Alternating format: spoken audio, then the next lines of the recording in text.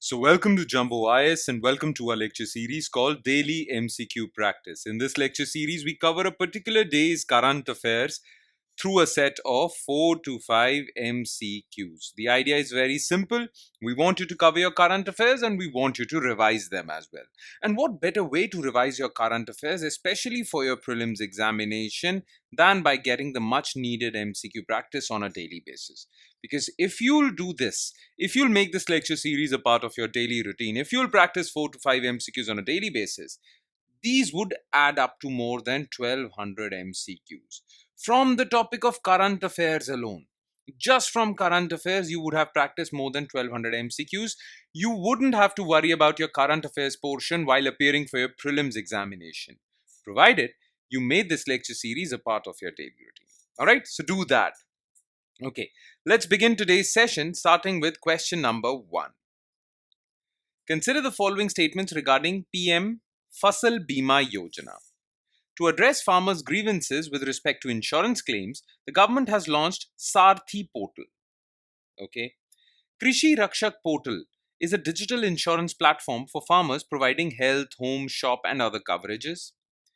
It is a voluntary, that means PMFBY is voluntary for state governments to become part of Pradhan Mantri Fasal Bima Yojana. Alright. So Pradhan Mantri Fasal Bima Yojana is basically an umbrella insurance scheme for farmers. Okay, so it basically provides farm insurance, right? Now the thing is that while enrolling for this scheme, farmers have many complaints. Even after being enrolled for this scheme, farmers have many complaints, they have many grievances.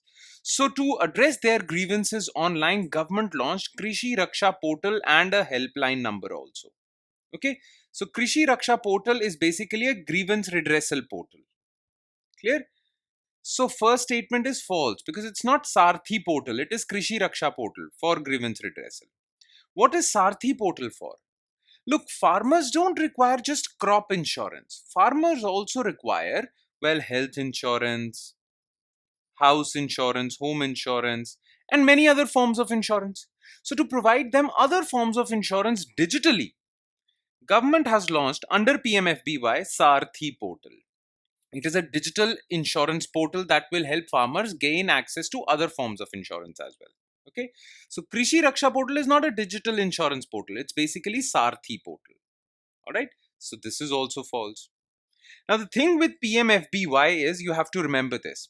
It is a voluntary scheme. That means farmers can choose to become a part of the scheme or not. In fact, it is a voluntary scheme for states also. States can choose whether they would allow this scheme, whether they would follow this scheme in their respective areas or not. So even state governments they have a choice. So it is voluntary for state governments as well. So third statement is correct. Only one is correct. The answer is A. Question 2. Which of the following is correct regarding Agricultural Processed Food Export Promotion Authority, APEDA? It is a statutory authority that functions under Ministry of Food Processing and Industry. The authority provides financial incentives to exporters of food products. It is also responsible for quality standardization and certification. Now look, India wants to promote exports. Okay? And India wants to promote exports of agricultural products. Okay? Agricultural products, food products, processed food products. So to promote exports from India, as far as these commodities are concerned, government has formed APEDA. Now APEDA is basically a statutory authority and it was formed under a law of parliament which is known as APEDA Act of 1985. So it is a statutory authority which basically does the job of export promotion, right? So it basically organizes events where Indian food products are basically showcased all over the world. It promotes export promotion. Okay, it provides export promotion. It provides subsidies and incentives to exporters so that they export more and more products. Plus, India wants that quality food products should be sold all over the world from India. India shouldn't have this bad reputation of exporting bad quality products. So it provides quality standardization and certification to these food items of export quality. Okay, So certification is also provided by this. Clear? So second and third statements are correct. First statement would also be correct if instead of Ministry of Food Processing, it was written Ministry of Commerce and Industry. Because APEDA functions under Ministry of Commerce and Industry, not food processing. Okay, remember this. It is a statutory authority that functions under Ministry of Commerce and Industry. So this statement is false. 2 and 3, the answer is B. Question 3. Consider the following statements regarding Soil Health Card Scheme. Okay. Soil health cards contain soil status based on 12 parameters. It is part of Rashtriya Krishi Vikas Yojana. Soil health card contains all macro and micronutrient information except organic carbon. Village level soil testing labs have been established to implement this scheme. Look, government wants that farmers should have all the required information about their soils so that they use fertilizers, pesticides judiciously, properly. Okay, government doesn't want those farmers whose soil is rich in nitrogen to use excessive urea, because they'll be wasting urea on their soil because their soil is already rich in nitrogen. So farmers need to have this information about their soil. So in 2015, government launched Soil Health and Fertility Scheme.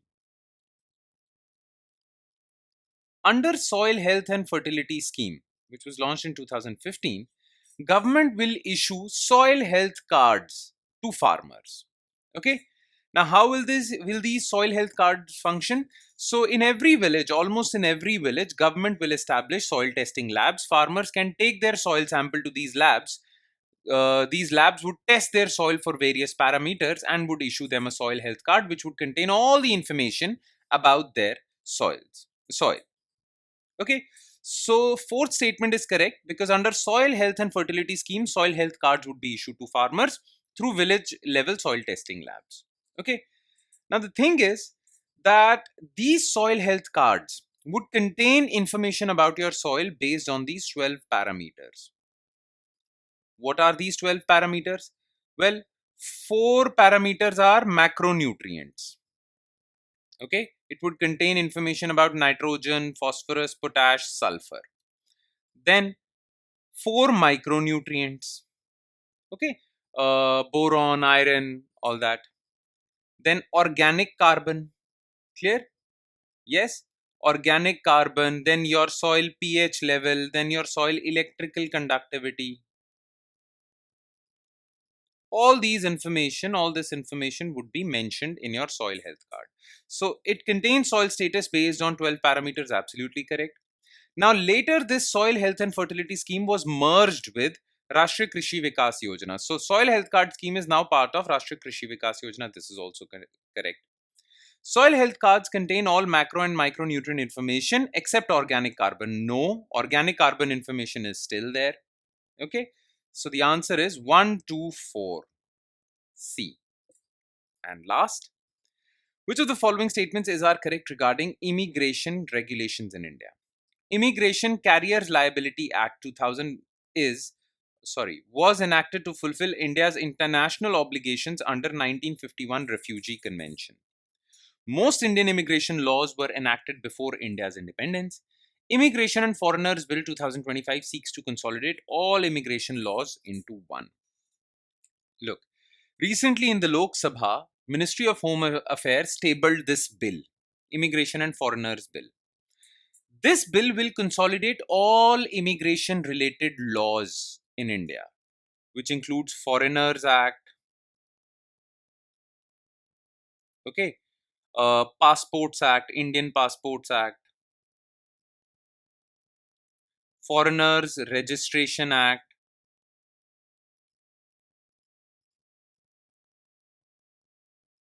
all right, and Immigration Carrier Liability Act. Clear? So it will basically merge or consolidate all these 4 immigration laws into one immigration and foreigners bill. So this part is correct. Okay. Now, all these 3 laws, Foreigners Act, Passport Act, Foreigners Registration Act, they were all pre 1947, before 1947. Okay, so they are colonial era laws. So another objective of bringing this new bill is to update India's immigration laws and relieve them from their colonial legacy. Some old redundant provisions would be removed. Most Indian immigration laws were enacted before India's independence. Absolutely correct. Now the thing is that there is an international convention called International Refugee Convention of 1951, which basically, if your country signs this refugee convention, then it has to enact a law and create a policy with respect to international refugees in your country. The thing is, India has not signed this convention. India is not party to this convention, 1951 Refugee Convention, though many people say, many experts say that India should become a part of this, but India does not. Therefore, there is no question, there is no way that this Immigration Carrier Liability Act was enacted to fulfill India's obligations under this convention. Not at all. Because India is not a party to this convention. So 2 and 3 again, the answer is B. And with that, we conclude today's session. Thank you so much for watching, everyone. And please do not forget to revise this lecture, because I'm sure this lecture has added value to your preparation, but it would add more value if you spend another 5 to 10 minutes taking a look at written detailed solutions to each and every MCQ we just discussed. Now, these solutions are available in our notes, and these notes are shared on our Telegram channel. Where can you find our Telegram channel? Well, just below this video in the comment section, you'll find a link. Just click on that link. It'll take you to our Telegram channel, and from there you can download the notes for not just this lecture, but all the other lectures featuring on our YouTube channel. On that note, I'll be signing off. Thank you so much, everyone.